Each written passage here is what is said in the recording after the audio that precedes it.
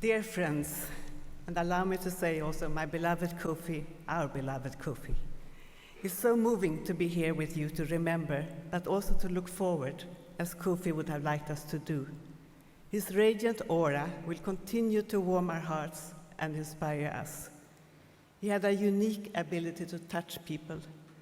The family received so many letters and messages on his passing, so many taking the time to tell us about their personal relationship with him, about his compassion, his humility, his courage, not to mention his wonderful sense of humor and contagious laugh, which we all knew so well and missed so much.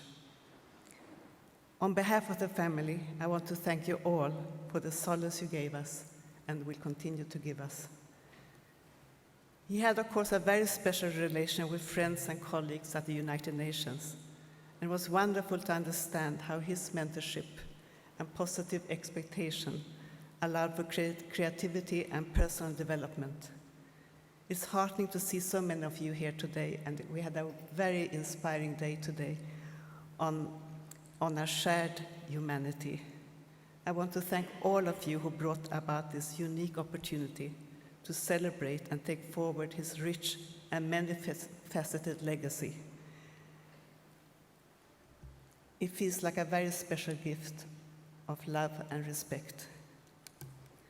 Who then was this extraordinary man born in the heart of Ghana? He grew up at a time when Ghana was successfully struggling for independence, and Kofi often referred to the importance of seeing such far-reaching change in his formative years. I believe that out of his deep roots in the African soil and mix of experiences, he was able to shape a character beautifully welded as a whole. Maybe that is why, as somebody said later in life, you would never feel you were dealing with his ego in negotiations, only with the substance of the matter.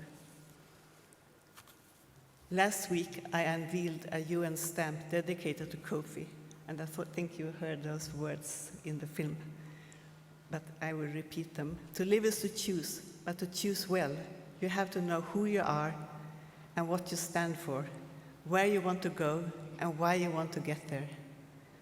These same words are echoed by a 23-year-old Kofi when he applies from Macalester College to the Graduate Institute in Geneva. He writes, "It is essential that a man of higher education should seek first to understand himself, his needs and his responsibilities, in order to fulfill the role which is his duty and his privilege." He then refers to the service and sacrifice owed to the people and how to meet these responsibilities.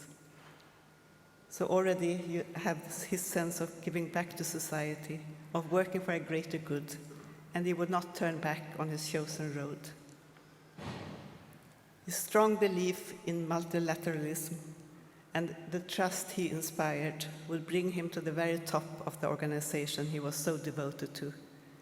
He would say, more than ever before in human history, we share a common destiny. We can master it only if we face it together. And that, my friends, is why we have the United Nations. And he often referred to the opening words of the UN Charter, "We the peoples," the very foundation for his work on freedom from fear and want, on human rights, the rule of law, the Millennium Development Goals, the fight against AIDS, and reaching out to civil society. Myself, I often quoted him on the importance of the inclusion of women. He said that there would be no development strategy more beneficial to society as a whole, women and men alike, than the one which involves women as central players. Equally powerfully, he called violence against women perhaps the most shameful human rights violation. And you just heard his farewell speech when he left the UN. It was so beautiful. With this mountain, with its bracing winds and global views, is the best place on earth to be. But there was still so much to be done, and he quickly retired from retirement. So many seeking him out for mediation, advice, and counseling. And miraculously, he would find time for each and every one as well as for his family. He set up his foundation as another act of service, continuing his quest to achieve a fairer, more peaceful world. His very last mission on the road to peace was to South Africa last summer to celebrate the 100th anniversary of Nelson Mandela, and then onwards to Zimbabwe, ahead of the elections there. So the foundation continues his legacy and vision. In the beginning of the year, set up the Annan Commission on such a cutting-edge issue as the integrity of elections in the digital age. It works actively on transitions to peace and also has an innovative youth program, which under the banner Extremely Together, unites some of the brightest young counter-extremists from around the world. And now I want to turn to the young people here. He had a very special relationship with you and loved to engage with you. He was always thinking outside of the box, just like you. And he had full confidence that you would find the right way forward as leaders in your own right. He told you always, you are never too young to lead, and told us, we are never too old to learn, adding that the future belongs to you, but it can only belong to you if you participate and take charge. Thank you very much.